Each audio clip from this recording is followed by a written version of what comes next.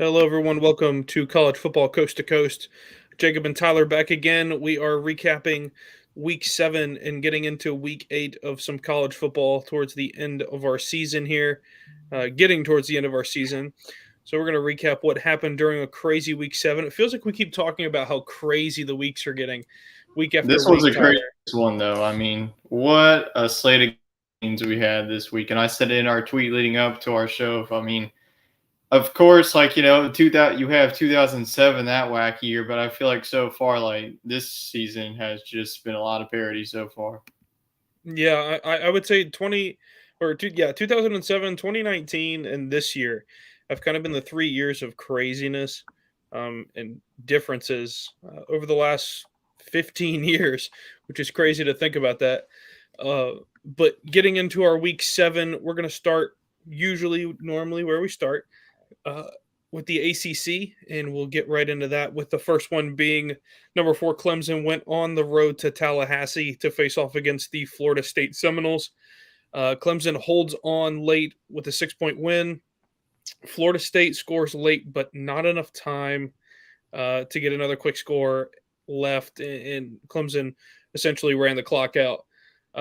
Tyler, is this some sort of did you think this was some sort of trap game, first of all, for Clemson? And second of all, was this a big stepping stone for them to stake their claim in the top four?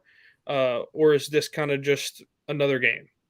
Yeah, I did see this as a trap game, especially with a top 14 matchup coming up this weekend at home. But this was a road trip.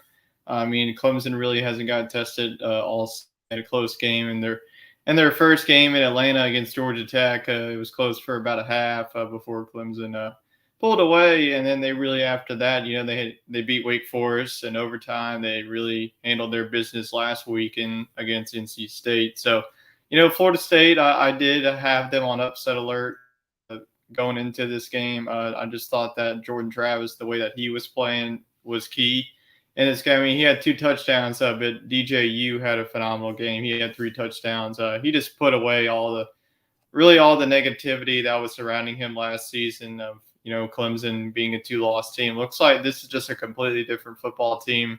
Like you mentioned, the score was close at the end, but I mean, Clemson was able to really dominate them in the third quarter.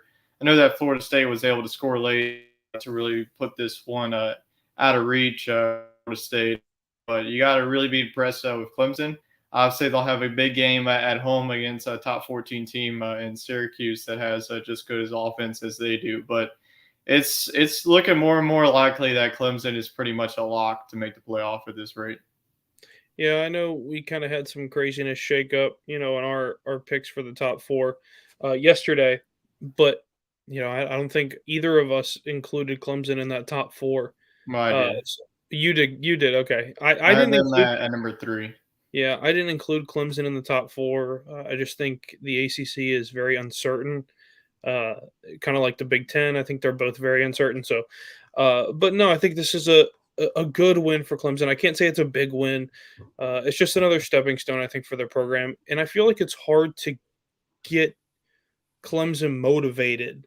When you're playing games against teams that aren't really big, until you get to next week here, you're going to have to play a Syracuse team that's on the rise. But it just seems like it would be hard to keep your guys motivated week to week in a program like that. But I guess Dabo's doing a decent job doing that, and they're undefeated as a result. Moving on from this game here, we're going to get into our next game, which is in the Big 12, and that is number 8, Oklahoma State. The Cowboys faced off against TCU in Fort Worth. Uh, Interesting game all the way down to the end, double overtime game. Uh, I think the strangest part about this game was the fact that Oklahoma State was up pretty big for a long time, and TCU battled back. I think they were down 30-17 at the time, and they battled all the way back, took it to overtime, had a chance to win it in regulation. Just kind of wasn't enough time left. Timeouts were a situation there. But do you see this as a big win for TCU or a bad loss for Oklahoma State? I think it's a big win more for TCU. I said last week on the show that whoever won this game is going to be in the driver's seat to make it to Arlington. Now, granted that TCU still has to play number 17 Kansas State at home, and then they have to go on the road to Austin in November to play Texas. So they still have tough games. I mean, TCU has a tough resume, and if they go undefeated, I could definitely see them in the top four. But yeah, Oklahoma State, like you mentioned, they were up 30-16, and they were looking like the Oklahoma State of old. But as always, Oklahoma State pulled Oklahoma State. I mean, they get a big lead and then they ultimately blow it. But you got to give it to TCU's quarterback, Max Duggan. I know we had our new segment. He got that dog in him. Well, he has that as well. So I think, TCU, this was obviously a high scoring shootout. I think every college football fan in the country saw this one. I'm sure that a lot of people took for, I actually probably hit it with both it being 83. I think it was like 68, 69 going into Saturday's game. But very so with TCU, just the grit and the adversity that they really showed, being down by 14, they never gave up. And then in overtime, Oklahoma State hits that field goal, and then TCU just says, all right, I'm going to go ahead and score on you and put this game away. And that's exactly what they did. So, TCU is a team, wasn't even ranked, wasn't even thought about, competing for a Big 12 championship. And look where they're at now. They're ranked number 8. They have everything in front of them. If they went out, they could, be the torch that the Big 12. So if you're a Big 12 fan in general, I feel like TCU is pretty much like the only hope. I could still see Oklahoma State getting in, even with one loss. They still have some top 25 teams left on their schedule, but a really huge and critical win for TCU, especially if they want postseason, especially to get to the playoff. Yeah, I think it's big for them. I know we both included them inside of our top four. I think you had them at four. I had them at three. Based on what the end of the season is going to look like. Uh, but moving from the Big 12 to the Big 10, interesting game in the Big 10 here that we're recapping. Minnesota went on the road to face the Fighting Illini uh, of Illinois. In Illinois ranked 24. We talked quite a bit about them last week going into this matchup, and I said this would be a big game for them. They win this game, it puts them in the driver's seat in the West. And sure enough, they did win a pretty good win against a good football team in Minnesota. Seem like they're starting to slowly fall apart week to week. And PJ Fleck and Tanner Morgan, I don't know if they're seeing eye to eye on the same page. Running game seems to be obsolete, and it looks like they need to go back to the drawing board in Minnesota. So a strong start, big high scoring games, and now only putting 14 points up against Illinois. I get it, but Illinois is, I believe, top 10 in the country in defense this season, which is impressive. And offensively, they have what it takes to win football games, and that's what it all is grinding it out, and that's Big Ten football. So big for them, and they did move up a little bit based on their win. So it's good for them. Tyler, for you, Illinois hasn't seen the light of day in a very long time. Is this something that we could see for a couple of years to come now that Brett Bielema has kind of integrated what he wants there coming from Wisconsin? And are they a team that can hang around? Yeah, I think they definitely have the head coach that they've been wanting. Brett Bielema did a good job with Wisconsin. They were a 9-win, 10-win program. They're very consistent. And then he went down to Arkansas. I mean, Arkansas, wasn't the greatest football team. In his last couple of years, they were last in the SEC, barely got like 1 win or 0 wins. But I think, he has this Illinois program going in the right direction. Just go and look at this game.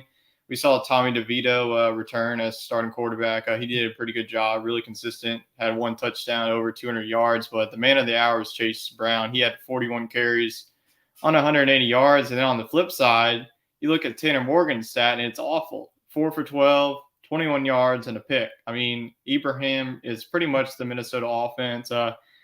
I think it was just the first couple of weeks were fluky for this Minnesota team. They're ranked like first in offense and first in defense. And now that they actually face someone with a pulse, they're getting exposed now. So, I mean, Illinois' defense is playing really good. They've held majority of their opponents to 20 points or under. So I think that Illinois the way that the Big Ten West is looking right now, they're got to be the favorite, especially after this big win over Minnesota at home. See, Illinois still got everything in front of them. Still got Iowa and Wisconsin, but I think that Illinois, we could see them in the Big Ten championship game, facing off probably between Ohio State and Michigan. Yeah, and I think the rest of Illinois' schedule is something to look out for. I don't have it on me I can pull it up. right now, but Illinois, the way the rest of the season can No, shape up will really, we can go really, through it right now. yeah, absolutely. So the 29th. So I actually buy this week. So before they go on the road to Nebraska. So I think that they get the job done. I just think that, we saw Nebraska play Purdue well. I think they get the job done. Or at home, Michigan State. I think that they can win that as well. Michigan State looks like a completely different football team than we saw last year. Kenneth Walker in the backfield. They just don't have that leadership in the backfield to get it done. And you have Purdue at home. I think they can win that as well. I think that Purdue has been an up and down football team. I think that Illinois' defense. I think whoever wins that game will probably move on to win the Big Ten West. And then you have at Michigan. I don't think that they can win that game. I think that their running game and offensive line can match up against Michigan's. But if they can't stop, Blake Corum, the 1-2 punch, we saw, what Penn State did. I mean, their defensive line got exposed. So I think that's probably a loss. And Northwestern on the road is a win. So I could see this team going 10-2, which is crazy. That's insane. I mean, a 10-2 team in the Big Ten, and who knows? Rose Bowl, maybe. Yeah, it really is impressive to see what they've done so far this season and what has yet to come. I think it's big. I was wondering if they were playing Ohio State or Michigan.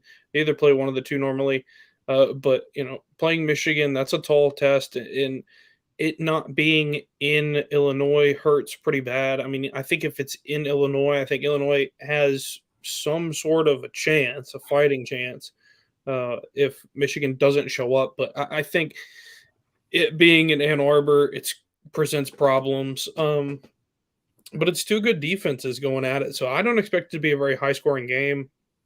I don't think any of Illinois' games really haven't been very high scoring. The most points that have been scored in a game are 38 points, and that was the opening game of the season against Wyoming, where they held them to 6. So, I mean, it seems like Illinois is the best bet for the Big Ten West, for this year and next year, until you have some transition come over. So they're trying to make the most of their opportunity now, and they're doing a great job doing that. But enough with that. Moving on from the Big Ten, we'll go out west to the Pac-12. USC, man, they went over to Utah to face number 20 Utah. Utah still staying in the top 25, even though they had a couple of tough losses. This game here, you and I talked about how sneaky this game was, and this was really the make or break moment for USC. And it came down to the very last drive for Utah. I mean, Utah is 11-0 in blackout games. Late in the game, you have to trust your quarterback. Biggest play I saw all weekend. That was crazy to see them go for the win. I mean, Utah scores a touchdown late with basically a minute to go in the game, and they're down 42-41 and decide to go for 2 and go for the win. And they went for it, and I said to myself, I said, "Oh my God!" I said they're in the shotgun formation, going for 2 on the 3-yard line. I was like, "This is really weird." And sure enough, it was a clear out, and Cam Rising was able to scramble out and get it. And they ended up winning the game 43-42. But I think the game ball there at the end of the game goes to Utah's defense, crazy enough. I know there was 85 points scored in this game, but I think their defense is big. The biggest play in the game was made by a safety who was a walk-on the previous season. So it was very impressive to see what Utah did there on the road. And USC, a lot of question marks moving later in this next few weeks. Yeah, they are pretty much like the Oklahoma, the Pac-12. They have the offense but don't have the defense to win it all this year. And Utah proved that they were a preseason top 10 team. I mean, the the defenses were not pretty at all, and the offenses were taking off. Like you mentioned, Cam Rising had a game. He had 415 yards passing, 2 touchdowns coming on through the air, and then 3 of them on the ground, including the one that you were just talking about, that 2-point conversion. I think that was the right call. If you're Utah, I mean, you already have 2 losses on the season. You really have nothing to lose at this rate. Go for the win, and that's exactly what. This is why I like Whittingham, the head coach. He's one of my favorite coaches out there in Utah. It was a very emotional game. They were wearing the helmets of 2 of their fallen teammates. They got tragically killed a couple of years ago. But man, this is why we were high on Utah, and we shouldn't. I know that I believe you picked Utah to upset them. I went with USC. I just felt like they were rolling, especially with their offense. But I was concerned with Utah's and USC's defense, and that was the case. But yeah, this definitely is question. I don't think makes the playoff unless like a Oregon or a UCLA really run the table. So I think that this weekend's game in Eugene will pretty much decide, who's going to make the playoff of the Pac-12. Because if you can't really have, I think I still do it, but they would have to beat UCLA and pretty much win out, and then beat whoever gets into Pac-12 championships. It could be this Utah team, even with 2 losses. Yeah, and it makes it very interesting. I mean, no game is, safe for USC now anymore. People know that they can be beat now within the conference. Things are going to happen. UCLA is riding high. I mean, I've been high on UCLA these last couple weeks. So, I mean, I think this is the time for the Pac-12 to really shine. A lot of off-season talk about how the Pac-12's falling apart. Things are, going sideways. But the Pac-12 looks great right now. They look fantastic. I'd say they're probably the best up-and-coming conference right now, besides the next conference we're talking about, which is the SEC. Big game in the SEC here. Crazy game, back and forth. A lot of storylines before this game, during this game, and after this game. The storyline to open the game was, is Bryce Young going to play this football game? I know we talked about that. And a lot of people have been talking about that. Is Bryce Young healthy enough to play this football game? He ultimately did play this game. He looked like he was uncomfortable. I don't know what it was. I was watching him throw the football, and he just looked uncomfortable. And it just even backed up in Tennessee's own end, not comfortable in that situation. I know he is a big confidence guy. Even after a bad play, he's right there with his guys, say, hey, we can bounce back from that. But I think it says more about Tennessee and that program that's on the rise. And yes, Saban's meltdown on the sideline, it's been building up for the last couple of weeks, I think, because I've been watching, they cut to Saban pretty often when there's a bad play because they think we're going to see a meltdown. And he's stayed pretty even keel throughout until he came unglued. And that was kind of the frustration, I think, of 3 or 4 weeks built up. And I'm not surprised. I mean, I think anybody would have been pretty ticked off in that moment. But for Saban, it's a reoccurring theme. I think he's seen some people to calm himself down. But he, I guess it had just built up so much. It was boiling over. Yeah. But for you, Tyler, is this make Hendon Hooker an obvious choice to warm a chair for the Heisman Trophy? And, is Alabama a team that can be beat again? And can Alabama be a 2-loss team this year? I think he can be more than just warm up the chair. I think he can be the guy holding up the trophy at the end of the season. I mean, I know that CJ Stroud's getting all the hype, but if you can throw 5 touchdowns and close to 400 yards against Alabama and really make a difference from year in and year out, I mean, this Tennessee team, was like 7-5 last season. Now they're in the conversation. They're the top 3 team in the country, arguably could be the number 1 team with, the teams that they beat on their schedule. But man, this was obviously, no doubt about it, the game of the year. So I absolutely enjoyed every moment of it. I mean, this was just a back and forth shootout. I mean, at the beginning of it, it was looking like a Tennessee rout. Tennessee was up 28-10. Okay, is Tennessee just going to blow the doors out of Alabama and expose, the close calls that Bama has had against A&M in Texas. But man, Jalen Hyatt deserves the game ball for this. I mean, it seems like every throw went to him. He had 5 touchdowns, over 200 yards. But my gosh, I thought that Tennessee was just dead in the water after, Alabama comes back, ties it up, but Tennessee, just keeps on rolling. So it's like touchdown and touchdown. And then really the swing was, Hendon Hooker fumbled the ball on a missed snap, and picks it up and goes up 49-42. And if you're a Tennessee fan, you're like, oh gosh, here we go again. We're going to lose to them like for the 16th, 17th year in a row. And then Tennessee does it again, finds Jalen Hyatt in the end zone, 49-49.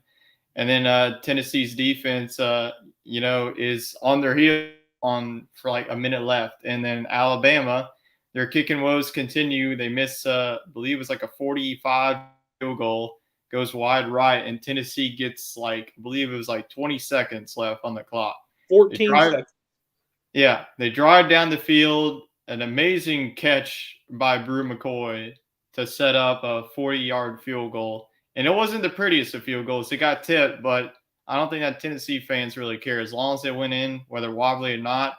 And just the scene after is something to hold. Fans storm on the field. They're playing Dixieland Delight to Alabama. And then they bring the goalpost to the Tennessee River. And then now they're asking for their fans and donors. We'll talk about that in our news segment there. But this was just the game of the year. And I cannot wait until Tennessee plays Georgia because that might top this game, but it's going to be hard. But going back to your point, I do think that Alabama is not the Alabama that we're seeing. Their defense is not that great, especially their defensive backs. I feel like every play they're like, turn around, oh, he's gone. So it's like not the Alabama defense has been lifeless all season. So if you would give me the next team to potentially beat them, it had to be Ole Miss and Oxford. I think that, LSU could potentially give them a troubles, especially if Jaden Daniels can continue to play like he is. Probably not likely, but I have to go with Ole Miss. I think that Ole Miss could give them trouble, especially with their running game. Yeah, and I was high on Ole Miss to begin the season. I thought they were my team to really be the dark horse of the conference. And Tennessee has proven to be the team to absolutely take the podium right now. And you've got Georgia still left on the schedule. I think if you win there, you are the number one team in the country for sure. There's no question about it.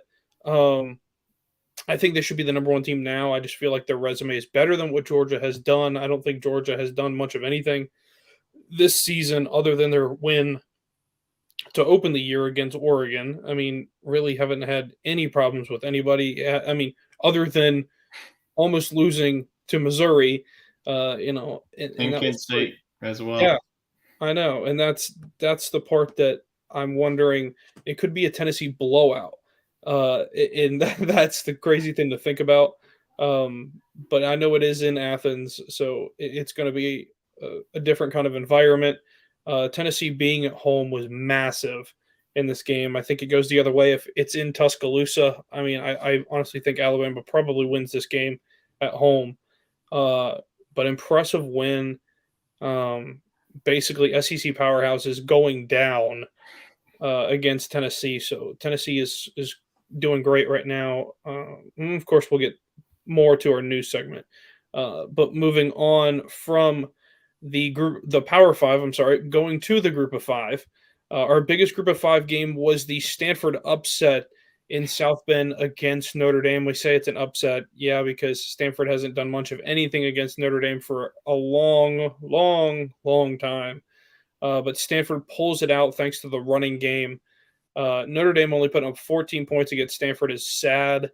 That's abysmal, actually. And I think Notre Dame, I've said it again, I mean, 500 football team at its best. And I think that's all she wrote for their season after this loss. I mean, you could have bounced back with a win here against Stanford. You picked up a win last week. You pick up this win, 2 in a row. Then you're moving. But losing to Stanford at home is terrible. You've got one of the best environments, hardest places to play in the country, and you can't get a win. Um, Stanford, I mean, they're other than their quarterback looks really good. I feel like he is going to be that guy who, we see these guys who aren't great college quarterbacks who end up becoming really good NFL quarterbacks. He kind of has that NFL kind of look to him, and I feel like that can be the case there. But for Stanford, their season is basically over, and for Notre Dame, their season is over as well. I think after this one. Yeah, I just don't know how Notre Dame was ever a top six team in the country to begin with. They're overrated. I mean, we gave credit to them for their two wins. We were saying, oh, Notre Dame, two good wins against North Carolina. And then who else did they play? Let me look at their schedule. They played BYU. That's right. It's in Vegas. And then they just laid an egg at home. I mean, this was just a very sloppy game. I mean, Drew Pine didn't have his best game, only 151 yards and a touchdown on the other side.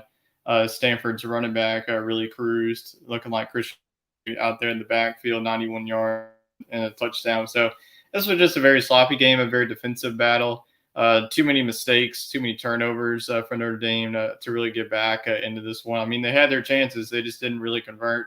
And like you mentioned, Stanford is a very bad football team. They're 1-4 coming into this game. David Shaw's probably on the hot seat, probably going to be the next program to get rid of their head coach, I would have to assume. But if you're a Notre Dame fan, I mean, this is just completely unacceptable, with the talent that you have coming in to South Bend. So I don't think, it's just going to be a tough year for Notre Dame because you still got USC on your schedule and you got Clemson, and you're going to go 0-2 against them. Yeah, I mean, unless there's some craziness that Yeah, occurs, some voodoo. and who knows what could happen. And you also got Syracuse on the road too, so Yeah. that's going to be another loss. So I could see this team finishing like 6. Yeah, I mean, that's 500 football, and that's not good for them. And I think even 5-7 is even an option that's on the table. But I think the biggest thing going forward is that Notre Dame should not be in the top 25 in another preseason poll for the next few years. It makes zero sense to do it, and I don't think they should have been at the beginning of this season. But of course, it didn't make any sense, but neither did the beginning of the polls, anyways. It only matters at the end. And of course, speaking of the polls, we're going to our risers and fallers, and it is presented by Fanatics. If you guys want to go get your college football gear over there, get ready for conference championships coming up in a couple of weeks here. We do have our affiliate link with Fanatics. It is at the bottom in our description of all of our shows. You can go there and check it out. And the code for today, Tyler, is It's still that wacky that online show Gourd. It's GOURD. It was some pumpkin, but you can save up to 65% off site wide, especially get you. I think that we're gonna have a lot of people order our gear once we get closer, and your favorite teams are in like the conference championship and win your championship as well. That's definitely going to be the poll for sports. Text chat about that. We had a little spiel about when you should buy merchandise. Should you wait if say that your team's in the playoffs? Should you get like the 4 teams that are in the playoff shirt, or just wait until your team wins the Natty? But we had all that, but I'll text Chad to try and get that as Q&A for our fans. Absolutely. Yeah. We want to know, if you're gonna go out there and get the championship shirt, your team won the championship, or you're just gonna get the shirt with both helmets of both teams on it and say, hey, it's just the national championship shirt. And whoever wins. Kind of the generic shirt, or are you holding out, for your team to win? Tyler gave his thoughts over on Sports Scramble. You guys can go check that out as well. And I gave my thoughts. But you guys can check that out over there. But now getting to our risers and faller, Tyler, who is your riser for the week for the AP Top 25? Yeah, we talked about them in the Big 12 game of the week last week. I'm going to go with the TCU Horned Frogs. They moved up 5 spots to number 8. They're a top 10 team. We haven't seen this team get into the top 10 since the 2017 days, whenever they were really good in the Big 12 thoroughly up the season. And in the Mountain West, they were a powerhouse with Boyd NC State as well. So this, program isn't really, new to all this stuff of getting the fame. So I just think that, TCU schedule really sets up nicely. You have home game this weekend against Kansas State.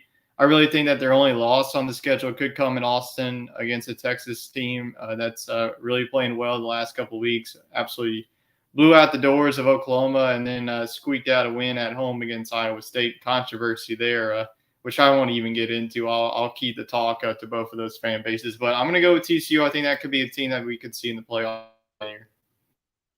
Yeah, and for me, my riser is going to be Tulane, who stays right there on the end of the top 25 in the number 25 spot. They're 6-1 so far this season. A big win on the road at K State early in the season. A sad loss the next week at home to Southern Miss. I mean, and then you come back and bounce back. You go and get an OT win against Houston, and I'm just like, it is all over the board for them. And then they kind of even it out here. But big week coming up. You've got Memphis coming up in the next week after your, actually that's this upcoming week, and then you've got to go on the road and play Tulsa. Tulsa's a tough team, even though they're 2-4.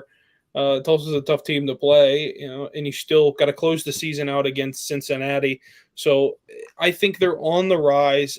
They could stay in the top 25. One loss gets them completely out of the race for a big bowl game. So I think with a win against Cincinnati, they would be the number one group of 5 school in the country, which is crazy to me, even though you lose to a Southern Miss team. But I think the biggest one, that you and I have had questions about is South Alabama being 6-1 so far this year and having not getting in the top 25, even though their only loss comes to a UCLA team who's currently number 9 in the country, who had to win the game on their home field out west with a game-winning field goal with triple zeros on the clock. A 32-31 win over there. So I think it's very hard to keep them out. I think if they win this week a game against Troy on a Thursday night, that's going to be on ESPNU. I think that game is very important for them, and I think it ultimately vaults them into the top 25 with a win there, a big win.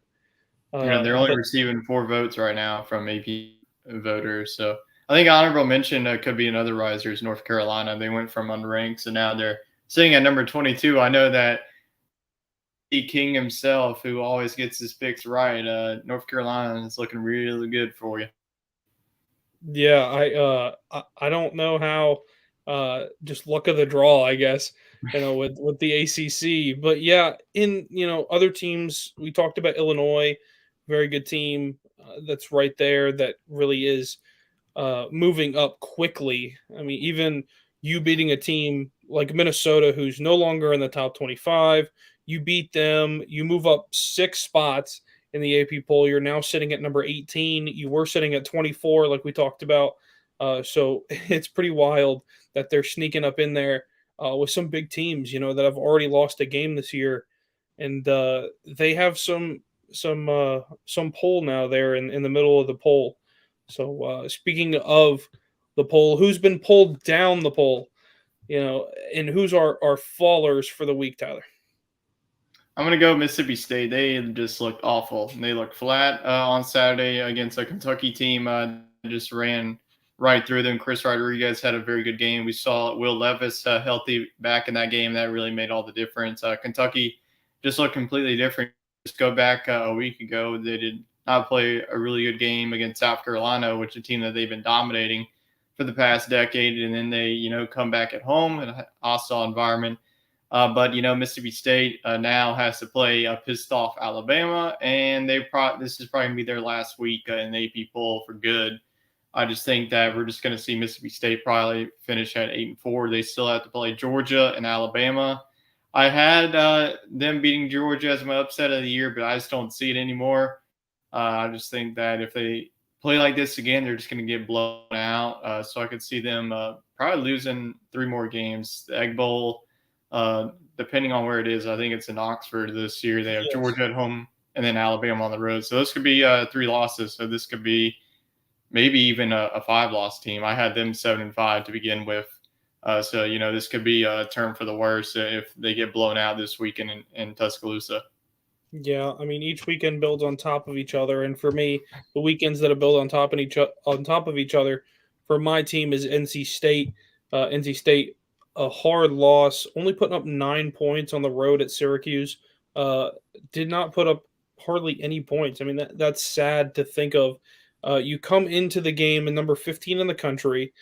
After a win against Florida State, you lose to a Syracuse team that's riding high, undefeated. I expected Syracuse to win. I think we both picked Syracuse to win that football game at home. Next week, you come back home against Virginia Tech. Not a tough football game, low scoring football game, I think. Both teams struggling to score the football. But then you welcome Wake Forest the next week. And Wake Forest is still sitting there, somehow under the gun, being right there at 13. So I think that's another game that you're going to have problems with. And all of a sudden, here we are talking about an NC State team that's a 3-loss team, and they would no longer be in the top 25. I mean, currently sitting at 23, they fell a long ways, and that really hurt them. So I think that it's taken a turn for the worse for NC State. I know I picked them to play against North Carolina in the ACC championship, so I can basically call it a day for that side of the bracket there. And I think that I think North Carolina has a better opportunity for that, even though they're at 22. Their schedule sets up a little better later on in the season because, man, there's still a lot of tough games, and even Boston College going to NC State is going to be a close call. Yeah, it was just a But recipe for disaster to begin with NC State. They had news that Devin Leary was not only out for the game against Syracuse, is out for the year. So NC State is, if they win games, it'd be pretty. I just think that they have the offensive weapons, but without Devin Leary, they're just not a good football team, especially not a top 25 team. So I could definitely see them losing to Wake Forest. But like you mentioned, North Carolina has everything in front of them, and that Coastal Division has to be one of the worst divisions in college football this year. I think that UNC could easily win that division by like 3-4 games. yeah, it's very, very bad in that part of the ACC. But moving on from our risers and fallers, moving into our games of the week. Here we are at week 8. There's only a few more weeks left before we get into Don't say conference that. We're championship trying talk. to enjoy every week. 1 week at a time, but it is getting better and better every week. More surprise teams moving up and down the AP Top 25. But into our games of the week. Our games of the week are brought to you by Buffalo Bayou Brewing Company over in Houston, Texas, over in Chet's neck of the woods. Go check them out, guys. The Houston Astros are in the playoffs right now, so I know that they'll be drumming up quite a bit of business there and a lot of fun times over there at the Buffalo Bayou Brewing Company. If you guys want to go check them out, go to www.buffbrew.com. That is www.buffbrew.com. Go check them out. They've got a lot of good beer to offer and some crazy stuff like Chet mentioned to us. They have an espresso type beer in a coffee mix to wake you up and also, get you a It's little called the Wake excited. and Bake. Yeah, it seems like that would be something that I would drink at like 9 o'clock in the morning on a Saturday, getting ready for college game day or something. Like that would be like the one thing I would That's get what ready you would for. drink if you had to go to 11 o'clock kickoff game. Sure, absolutely, yeah. Like me going to an 11 o'clock kickoff game at LSU, I definitely needed one of those. So I might need one of those in the future if we go out there and go see a baseball game just to keep me awake for the game and the jet lag. But go check them out, guys. They've got great stuff. And tell them we sent you over that way, and they'll hook you guys up. But moving into our games of the week, to the ACC, and 2 good games here. First one is Syracuse going on the road to the we call it the Baby Death Valley, and that is Clemson. And The Orange Bowl. yes, so it's going to be the Battle of the Orange. So it's going to be interesting. Syracuse at 14 right now. I think they're better than the rank 14 right now. The problem is there's stuff in front of them. This game could be a very good game. I look for the quarterback for Syracuse, Schrader, to take full advantage of Clemson's lack in secondary play. And for Clemson, they have to hope that Syracuse defense somehow has a lax of coverage, because they looked really good last week. Holding a good team to only 9 points is impressive. So I think that this could be a very low game. I think you take the under in this game big time. I don't think you even get close to the over. Whatever it is, it's probably in the high 40s or low 50s. But I'm going to go with the upset pick here. I'm going to take Syracuse. I'm going to take the orange on the road in the quote-unquote Death Valley. But I think Syracuse is the all-around better football team here. I think they have the better defense. Offensively, I would say they match up pretty well. But defensively, I think Syracuse gets the nod for me. So I'm going to take the orange for another week here, going to 7-0 going into week 9. Yeah, this is really the last chance that I see getting upset. I think that Syracuse really matches up well, like you mentioned, the play that of Garrett Schrader. I think that he's just been, he's not, a Heisman level quarterback, but good enough for Syracuse to win ball games. And like you mentioned, I think that Syracuse's defense will be able to match up against DJU and that offense. Clemson is really balanced. They like to pass, and they like to run it on the ground. They just been tearing defenses apart with their running game. So I think that if like you see this one as a lower scoring game, usually that Clemson has been putting up 30 points pretty much in every other game. We saw them put up 34 against Florida State. Steve was really good on the defensive front, but they got exposed. Clemson really exposed their secondary.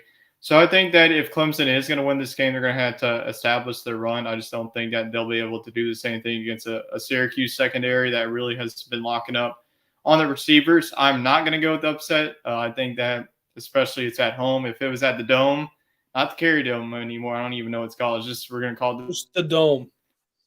Yeah, just Dome. But I think that Clemson game 24-21. I'd go with them, and they continue their road to the playoff. Yeah, for me, I think it's going to be a lower scoring game. Currently, the line's at 13.5, so Clemson is basically the 2-touchdown favorite in this game. The over-under is at 51.5. I think you take the under in this game. I don't think they get there. I think it's a 21-17 football game, and like I said, I think Syracuse somehow wins this game in the end, or maybe a 20-17 game for this one, and maybe Syracuse gets a late field goal. But moving on from that big game to a snoozer game in the ACC, folks, we have to pick 2 games every week for games of the week in the conference, and this game stinks, quite frankly, because Pitt is going on the road to face off against Louisville. I don't think either of these teams got what's going for them right now.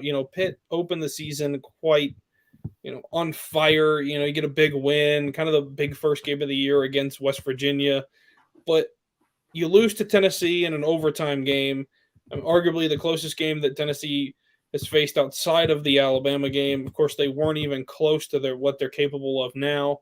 But Pitt looks stagnant. Louisville looks they're like a roller coaster ride, and it doesn't make any sense in this game to pick Louisville at home. But I guess I have to. It's a pick 'em, basically. It's a 1-point line to Louisville. So I'm going to take Louisville at home just because they're there. Yeah, I think that it's going to be a high-scoring shootout. Both of these defenses stink. They haven't been able to stop anyone, really. I think that the quarterback play is going to be a really good matchup with Slovis of Pittsburgh, and then you got Malik Cunningham. I'm going to go with Louisville and Malik Cunningham. I just think that his dual threat capabilities are going to have Pitt defenders clueless the whole entire game. So I'm going to go with Louisville, the home team. Like you mentioned, it's a pick 'em, so you could pretty much go either way. But I'm going to go with the Cardinals. They had a rough showing at the start of the season. They got blown out by that Syracuse team there on their screen, 34-6. That really what vaulted Syracuse. And then Louisville really picked it up. They got some key wins, especially against a UCF team that just put it on Temple this past week. But I'm going to go Louisville, and I'll go 31, give it to the Cards at home. Yeah, I think in this one, I forget to give my score prediction, but Louisville's going to win this football game, I think. I'm going to go 42-35 in this one. High scoring football game. Yeah, for sure. I think it definitely, the currently over under sits at 55.5. I think that's easily passable by both of these teams. So it could be a very interesting game. I probably won't be watching that. I'll be paying more attention to the Syracuse and Clemson game. A game that actually matters. I know that Pitt's only a 2-loss team, but 2 bad losses on their schedule. So I I like Louisville at home in this one. But moving away from the ACC into the Big 12, a lot of action in the Big 12 lately. It's been kind of wild, crazy. 2 ranked matchups for the Big 12 this week. In Texas, hanging on there at the 20th spot, gets Quinn Ewers back. In kind of a different Texas team. Uh, After getting him back now, they're going to face off against Oklahoma State in Stillwater, who sits at 11, even though they lose that game against TCU. I thought they should have fallen a little bit further than 11. Still think there's a couple of teams better that sit there in that 12, 13, 14 area. But still, it was a close game, so I can see why they sit at 11. But Texas and Oklahoma State here, I feel like Oklahoma State is the better team for me, especially at home in Stillwater. I think being back home is good for them. If this game's at Texas, different story. This is where home field advantage kind of takes place for close teams. And I'm going to go with Sanders and Oklahoma State. I think they're the better football team offensively. It's going to be a high-scoring game. I think both teams struggle on defense. Texas is definitely the better defensive team, though. I'll go 35-33. I'll have some wacky score because it is the Big 12. But I think definitely can be a close one. Yeah, I think that Texas defense has proven that they're one of the better defenses in the Big 12. Oklahoma State's the opposite. They haven't really been able to one we saw last week and what could do. So we'll see what the true freshman Quinn Ewers. He struggled last weekend against a pesky Iowa State team, which is always is. It doesn't matter, what talent they have. They're always going to play close week in and week out. But I really don't see this Oklahoma State team falling in back-to-back weeks, especially back at home with the fans and the Pokes. So I'm going to go take the Pokes in this one. I'm going to give them the 31-28 victory. I think it's going to be a very close game. 2 really evenly matched teams. I think, like you mentioned, Texas has the better defense. But the offenses, you line them up, I think they're pretty even, especially the quarterback play, Spencer Sanders, Oklahoma State, and Texas. But Bijan Robinson will definitely have a big game in this one because Oklahoma State's rush defense is really concerning to me. So I could see this one going either way, but got to give it to the home team. I think they bounce back, get a big win over Texas. And moving on to our second game here, it is number 17 K-State going on the road. The TCU back-to-back home games against number 8 TCU. Here it is, the Battle of the Purple in the Big 12, and I think it is also going to be the big late night kickoff because it is at 7:00, which is the late game for the Big 12. But 2 good football teams here. I think TCU wins this game pretty easily. Unfortunately for K-State, I think TCU is arguably the best team in the Pac-12, in the Big 12. Well, they could be the best in the Pac-12 too. It would be the best in the Pac-12 too. But no, I think TCU is definitely the better team in this one. They're only a 3.5 at home in this one. K-State's one of those pesky teams like Iowa State. But I just think TCU has too much firepower, and with Duggins at quarterback, it's just another week and another weapon, that they can just run somebody over again. So I think TCU wins this game pretty easily. The over/under is at 58.5 in this one. I think they crack it. I think it's easily over that. You're probably looking in the 60s to 70s. 70s. So, yeah, I think it's going to be a very high-scoring game. I'm going to go 49-35 in this one. I think that TCU handles their business. I know it's a lot of points, but they just look unstoppable on offense.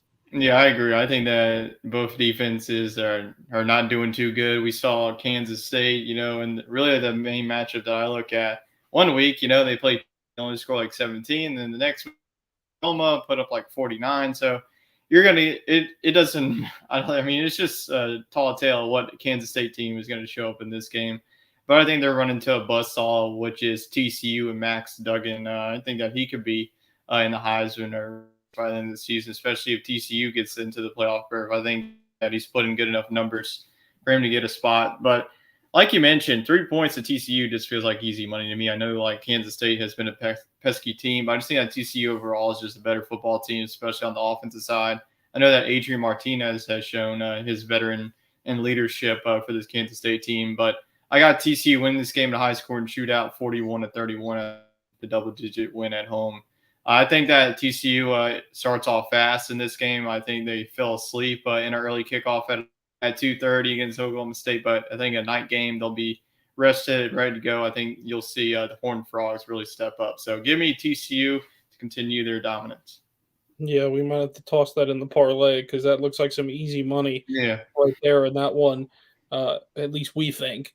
Not the betting people and no experts. Yeah, no people in Vegas are thinking it's going to be a much closer game, so they're probably looking at the history of the two teams. But moving away from the Big 12 into the Big 10, talk about history. This entire conference is history this week because these are really bad matchups, I think. The first one being Iowa. The Hawkeyes are going to Columbus to face off against number 2 Ohio State. This is another steamroll opportunity for Ohio State. I think they steamroll them by maybe 28 in this one, and that's not an exaggeration. I think, honestly, it could be 4 touchdowns, which wouldn't be enough to cover because, oddly enough, the line is at 29 points, folks. So the Buckeyes have to win by 29 points in order to cover. They might win by 29. So I'm going to roll with Ohio State here. I think it is easily a 55-10 game. I think it's just going to be so one-sided. I think Iowa will be lucky if they score. Yeah, this is just a complete overmatch, especially on the offensive side. Iowa can't score literally on everybody. I just think, Ohio State's defense is starting to improve week by week, and they're coming off of the bye week, so that just adds to this matchup. So be well rested. Don't even watch in this one because it'll probably be like 35-0 at the half. So I got Ohio State big in this one. I think they cover. Give me the Buckeyes 59-10.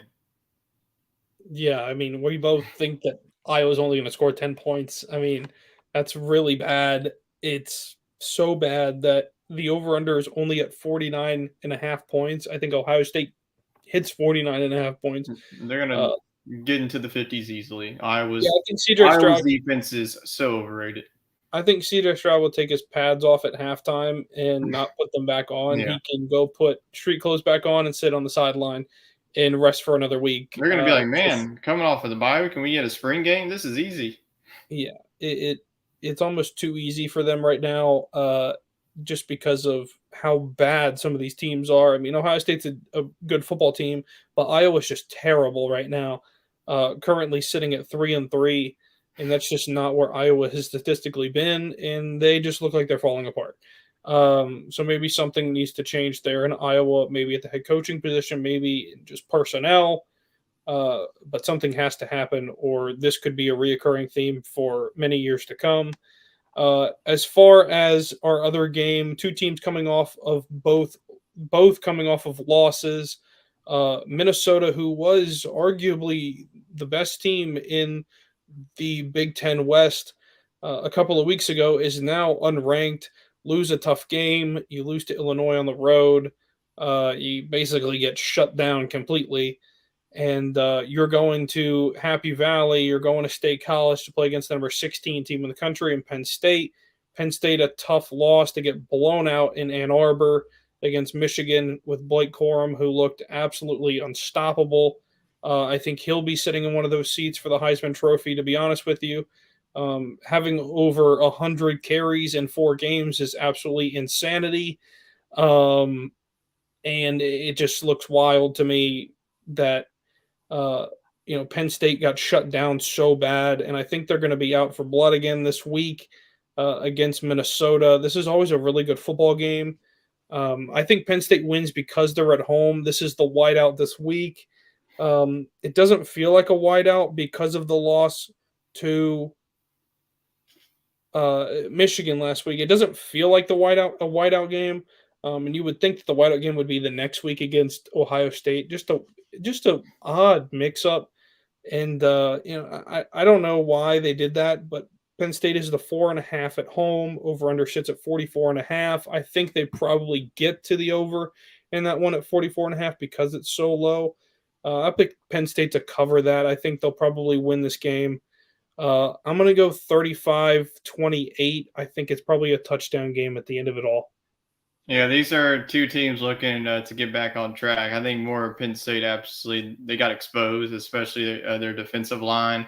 I think that's going to be a concern because Minnesota's got a good enough running back too with Ibrahim in the backfield that's really been carrying the load for Minnesota. So I think that you're going to see Minnesota continuing to feed him in the running game. So I think if Penn State can stop him, then Minnesota is not going to win this game. This is a whiteout game. I mean, Penn State like hardly ever loses in a whiteout game. Like I'm already ready for the over here wearing white. So I think that Penn State is going to be ready for this one. I think that we're going to see a completely different team this week.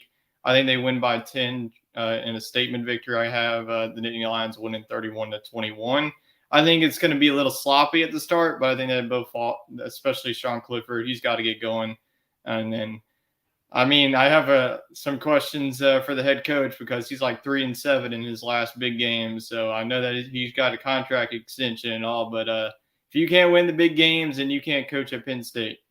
Yeah, I mean, it's tough to talk about, being a big head coach. I mean, following up one of the greatest head coaches in college football history, trying to follow up what's happened.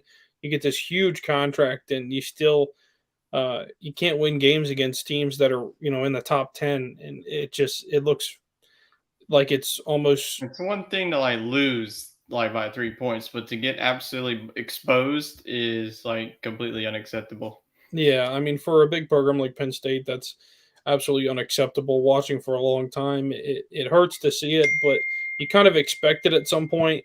And with all the hype around the game and everything, it was kind of expected after Penn State gets a good defensive touchdown, and after that nothing happens. And I think there's a really good chance you don't see Sean Clifford start this game. You might see Drew Aller actually start this game for Penn State, and I honestly would like to see that move be made. See what Aller can do for the first quarter or whatever. If they get a touchdown and he's rolling, leave him in. If not, then put Clifford in. Give Clifford a little bit of rest. He's getting old, 6 years. I mean, you're gonna have to get him a walker pretty soon for as long as he's been there. And I think Penn State would have been better off had he not chosen to stay for another year because of the extra year due to COVID. I think that Penn State probably would have been better off having a freshman quarterback in Drew Aller, somebody new, fresh face, get him some experience. I know he's had some experience this year, but I think this is a great opportunity at home, crowd behind him. I think they're ready for something new and a fresh face. So look for him he might start this game. So I would like to see it at least. But moving on from the Big Ten out west to the Pac-12, big game here. First of all, the first game, number 9 UCLA facing off against number 10 Oregon. Both of these teams in the top 10. Fantastic runs by both of them. I think UCLA handles business on the road. I don't think they run into much problems offensively scoring. I think this is probably going to hit the over, high scoring football game. I think that UCLA wins this football game. Shoot, man, they're so good right now. They're probably going to go, I'm going to go 42-35 in this one. Again, I think they're just dominant right now. I might even go, actually, I'll change it up. I'll go 42-31. I think they'll win by even more. And it seems crazy, but they look like the best team in the country outside of Tennessee right now. I mean, DTR. I mean, I know that we've been saying that deserves the Heisman, but I think that I think at the Heisman, there's like so many players that could be in tension. I think that DTR is top 5 for sure, especially if his team can go on the road into a hostile environment. College Game Day is going to be there. I believe this is the 11 o'clock kickoff this week, or is that something else? I think it's like the 2:30 game. Actually, I think it's the 2:30 game. Yeah. I think on ABC something. I think it's something like that, or I don't know. So going back to this game, yeah, it is the 2:30 game. so just going back to this game, I think that the offenses will really take over. I think that Bo Nix has found his rhythm with the Oregon offense. I mean, we saw him in week 1, what he did. And then after that, it just looks completely different Oregon team. I know that they, had a close game against Washington State, 44-41 in 1 week. But after that, they've really been cruising. UCLA, on the other hand, after, almost losing to South Alabama, they've looked like a completely different team. They beat Utah at home, which was a really good win. Not only did they win convincingly against a really good Utah team as well. But it's at Austin Stadium. I'm going to go Oregon to win this one. I think the UCLA hype train stops here. I go with the Ducks. I think both teams get into the 40s. I think it's going to be 44-40. Wow. So the over-under is currently at 70.5. Oh, gee, that's still a lot of points. It is a lot of points, and Oregon is the 6-point favorite at home, even though they have that one loss against Georgia to open the year. They've been firing. Just throw that in the trash. I mean, that was a completely different football team. I mean, I think a lot of people forgot about that. Yeah, and I think Bo Nix found his home over there in Oregon. So it seems like both of these teams are on the rise. It'll be a great football game for a 2:30 kickoff. On the other side of things, Washington is going to face off against Cal. Both of these teams look absolutely abysmal. Washington cannot score the football worth a darn, and Cal loses a game and gives Colorado their first win of the year in an absolutely terrible football game. I don't want to watch either of these teams, and I probably won't watch this game just because of it. Tyler, I want to get your prediction first. Yeah, this is easy. If you lose to Colorado, you just stink.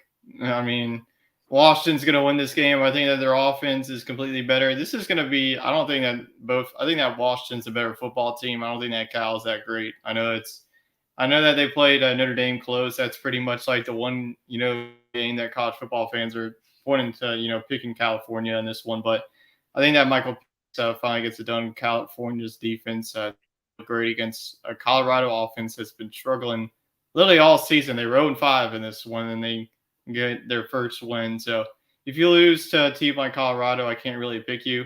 But beauty of college football, they'll probably lose to Colorado and then beat Washington. So I could definitely see that happening, but I gotta go with Washington, like a 21-17 game. Yeah, I think Washington wins this game pretty easily. They cover the 7.5 in this game. I'm probably gonna go with a wild 32 to 14 game. I think that they win this game pretty easily. I don't think Cal has much opportunity to score in this game.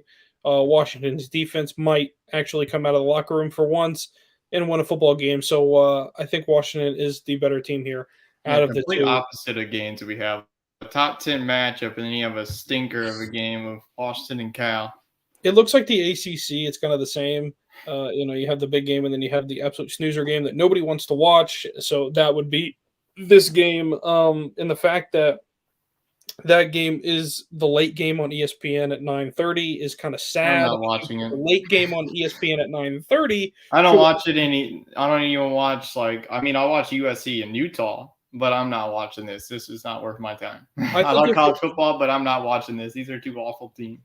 I think they should have flip-flopped these two games. I think UCLA and Oregon should have played at 9:30 on ESPN, and I think that Washington and Cal should have played at 2:30 in a time that nobody cares about in a game that nobody cares about, unless you go to Cal and you want to see them actually have a winning record this year, or you want to watch Washington absolutely hammer them into the ground till no end.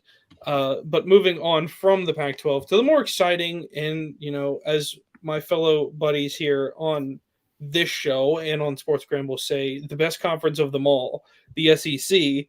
The games of the week in the SEC start with a big matchup between number 7 Ole Miss and still unranked LSU, even though they had a big win on the road at Florida. Florida was unranked at the time, and they look meh. So Ole Miss goes to LSU here. You view this as a trap game. I know you do for Ole Miss. But for me, I think Ole Miss handles business here on the road. I think they're the better football team. Lane Kiffin, I think, is the better head coach than Brian Kelly. uh, longer time in the SEC. He spent very long time in the SEC. And I just think this is another one of those welcome, we've been expecting you moments. Um, and I think Ole Miss handles business here. I'm going to go 35-14 in this one. I think LSU struggles to score the football against Ole Miss because of defense.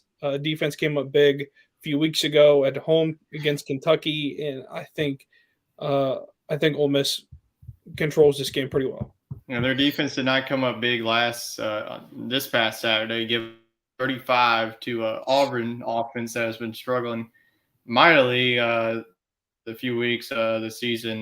But I think the play of Jaden Daniels, I think if he can continue to just keep improving every week and every week. I mean, his worst game was that Tennessee game, and then he comes out the next week against a Florida defense that just got absolutely exposed against the top three receivers for LSU, and then their running game got it going as well. This has all the potential for scoring shootout. I mean, LSU's defense hasn't been looking great. They have the talent. Ole Miss, has the talent. They've had games where they shut out people. Look back at Kentucky, they forced like 4 turnovers in that ball game. So I think that whoever wins the turnover battle, get those key mistakes could win this ball game. Ole Miss dominated the game last year in Oxford with Matt Corral, and so it was really different teams at the time. But I think that LSU, they got exposed that against Tennessee. Obviously, that was warranted. Tennessee looking like the best college football team in the country.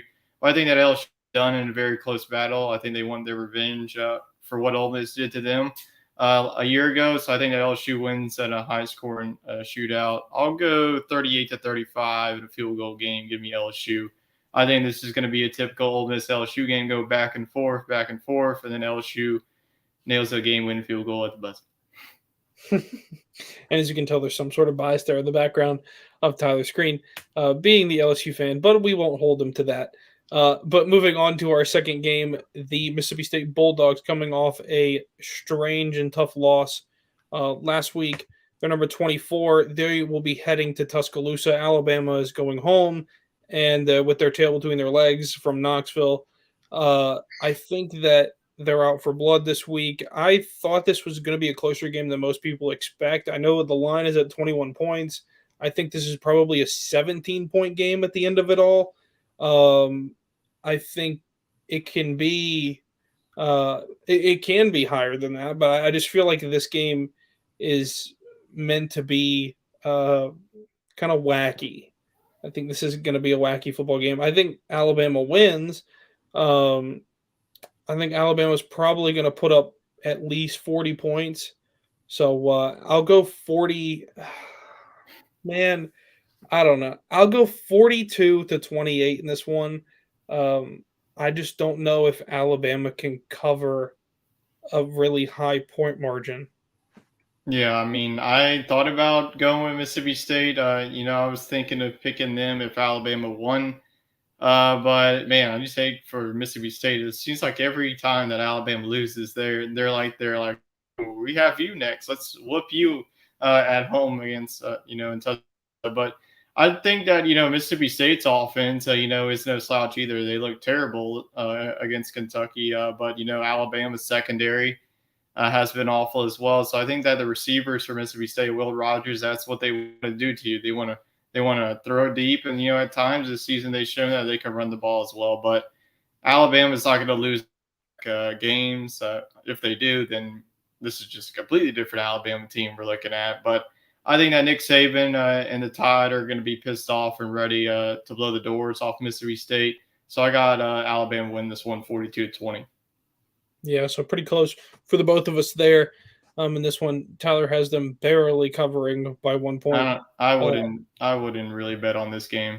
No, and it just seems like a wacky game. I mean, this is another game where Alabama has to face off against another really good SEC quarterback. I mean, this is giving me like Texas vibes. We were like, oh yeah, they're gonna blow them out, and then we could see State like only lose by a touchdown. Yeah, it seems like it could be a really strange game, and I know Mississippi State knows that Alabama's pissed off, so I think they're going to have to get some sort of added excitement for this game, but could be a really great game. And then on to our one group of five game. Folks, we always talk about our one group of five game, and we got to give some love to our group of five people. And of course, we talked about it a little bit earlier in the show, but this is the group of five game of the week, folks. It was the hardest thing to find a game. And the fact that the game we picked is on a Thursday night is sad for everybody outside of the Power Five. But it is the Troy Trojans going to South Alabama to face off against the Jaguars. This is a 6-1 versus a 5-2 team matchup. Both of these teams look like the two main front runners, I would say, in the Sun Belt. Whoever wins this game, I think, wins the division. So I think this is really big. This is a really big game, and normally it's not. It is a rivalry game. So both of these teams are in the state of Alabama, not too far from each other, just a few hours away. But this is a really big game for both of them. I will be at the game. Tyler, I think you're probably coming over for the game as well. So that is still up for interpretation, I think, right now. But we're trying to do that. But we'll be at the game, and it's going to be a really good one, a 6:30 kickoff. And I think South Alabama handles business here. I think they want to be in the top 25. They're receiving votes now, at least.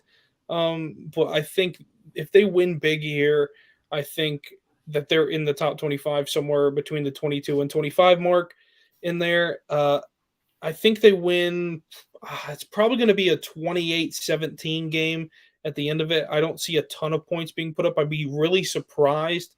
But South Alabama has been leaning hard on the running game, and I think they will here to beat a decent and good Troy Trojan team. Yeah, I agree. I think that whoever wins this one, especially if you're South Alabama, Troy already has a loss in the Sun Belt. Their one loss in the conference came to App State on that Hail Mary by App State. It seems like, there was a lot of hype with App State. We haven't even talked about that team. They really just disappeared. I think that a lot of hype is shifting, towards South Alabama. So I think that this is a big rivalry game.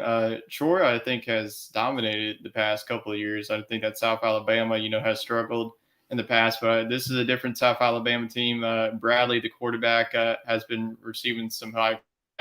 He could front runner for the Sun Belt Offensive Player of the Year right now, the way that he's been rolling.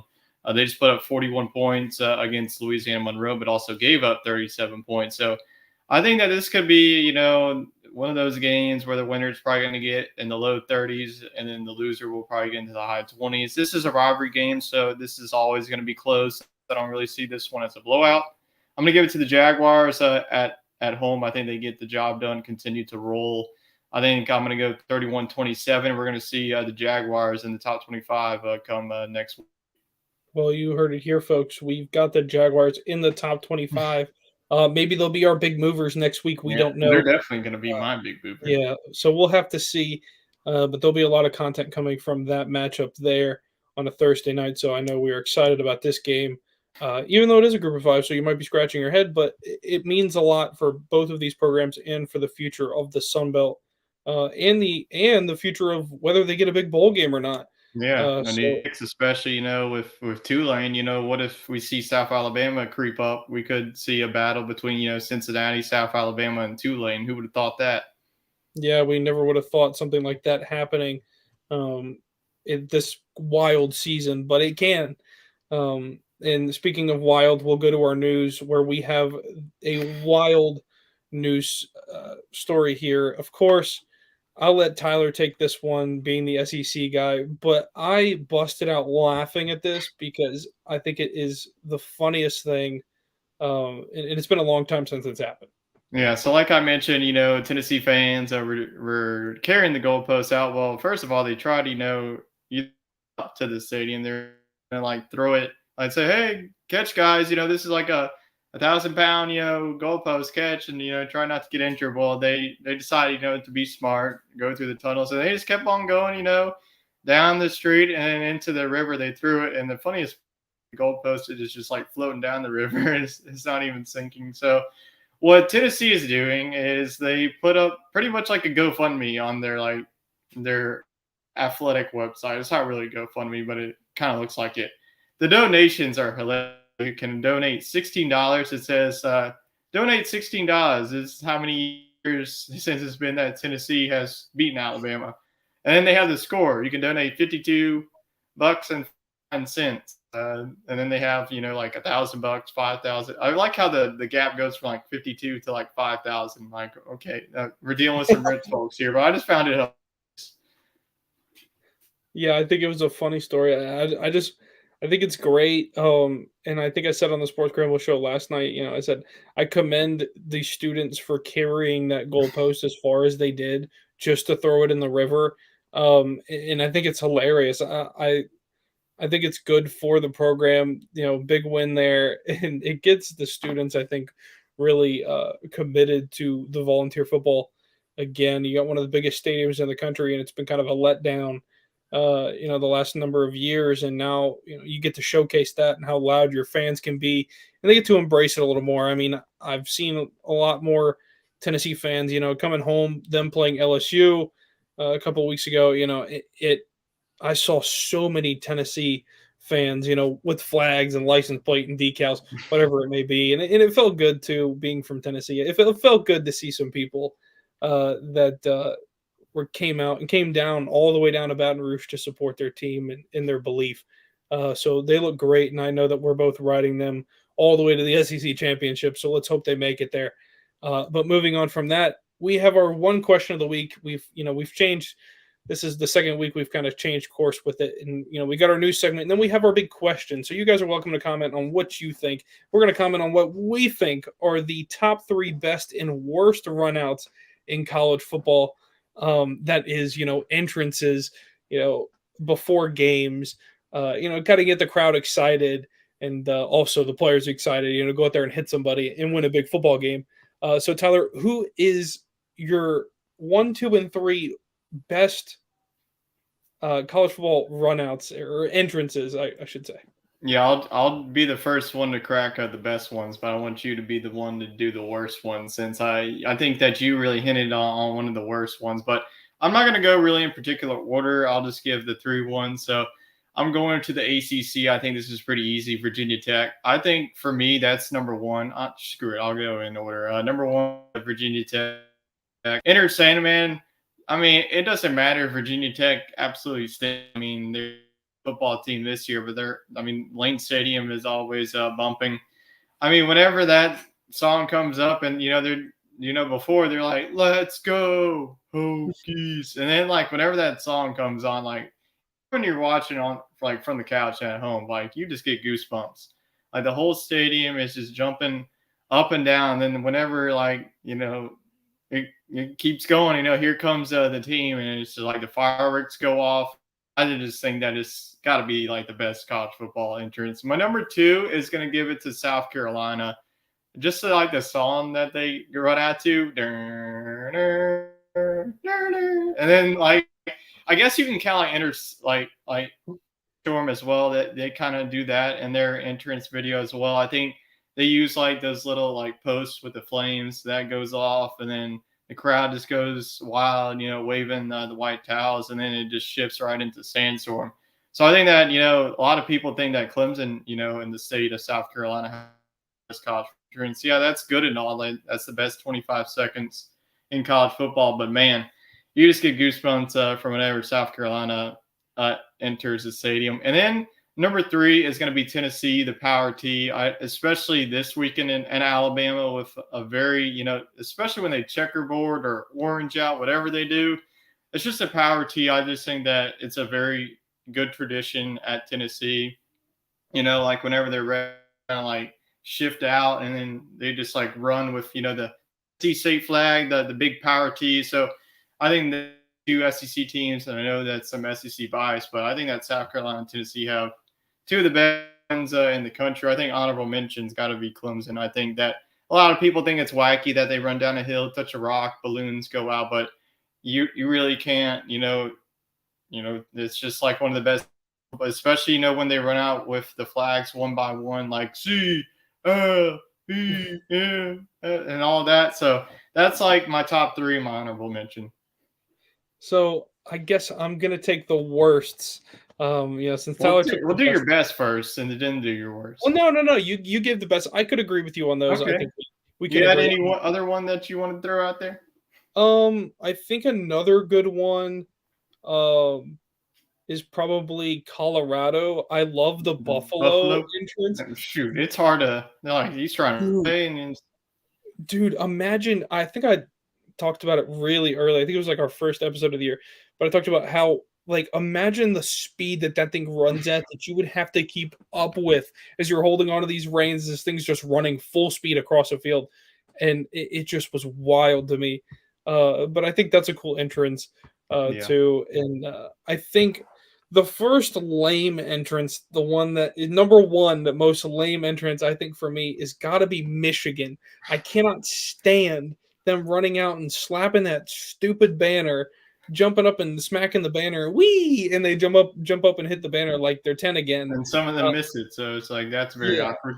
I mean, there's something about a 395-pound lineman trying to jump up to a banner that's 9 feet in the air and can't hit it, and it's turned into some of the funny moments because there have been people that have tripped and fall, yeah, after doing it. Um, but it seems like a stupid entrance to me, and it doesn't make any sense. There's so much more that you could do with it other than that, and they only have one tunnel on the entire field, and that's the one tunnel that both teams go down, and there ends up being a fight about every time. There's two teams that don't like each other in that in that small space. I mean, they're not going to go through there skipping and holding hands. So I mean, they're going to be upset with each other. So it doesn't seem like the greatest to me. Number two that I think is lame is Oregon. I think the Oregon entrance is lame. The duck on the motorcycle makes number one, it makes zero sense.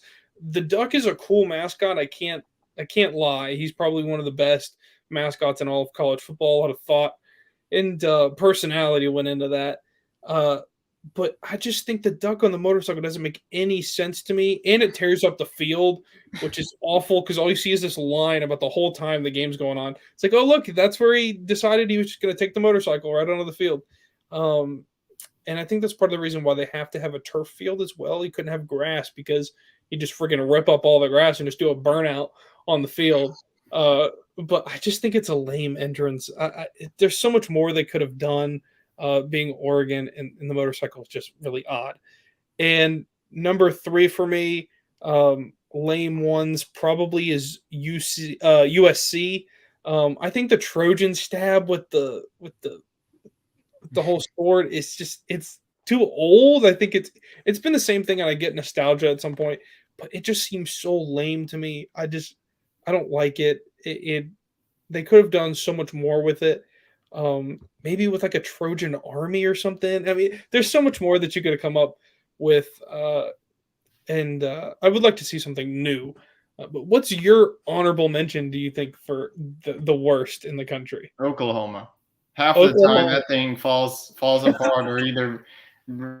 I mean, I get it. It's just like I have to put it on there because half the time they're failing it and they just look lame. It's just like they're like, "Woo, we're waving our things and oh, there we go." So I don't know. I have to do more or get more sturdier vehicle and for it to make it great. But it's got to be Oklahoma honorable mention. Yeah.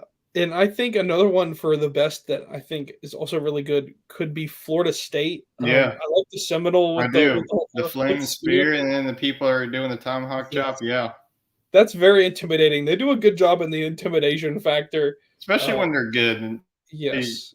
I mean, Back when they whenever were I good, mean, we James. saw this past weekend against Clemson. They sold that thing out, and man, that was a very hostile environment. Very tough place to play in the ACC.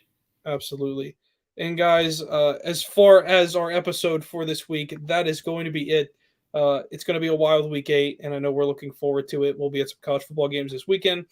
So we're looking for another great week. And if you guys want to follow some more of our good content and leave some thoughts, ideas going forward into the season and going on next. I Oh, guess my oh, mom okay. thinks that Mississippi State is one of the worst entrances too. Yes, she thinks that cowbells need to be banned. They are banned from every other stadium except for their own. So I would agree that I think they're annoying, and I feel like everybody in Starkville or Central Mississippi has some sort of hearing loss as I think you can probably tell where they went to school based on the conversation with them. What? Yeah, yeah. What you What'd you said? say? Yeah. And it's just more cowbell. And if you guys want to see more of our content, you guys can head over to our Facebook page where we do our live shows. You guys can go check out our previous live shows and shoot us a comment over there. Let us know how you liked it, and that is CFB Coast to Coast. And you guys can follow all of our updates and everything going on with the network of Old City Sports. That is the emblem up in the top corner for y'all that are watching the live stream today. That is over on our Twitter at CFB _ coast to coast. That is CFB _ coast, the number 2 coast.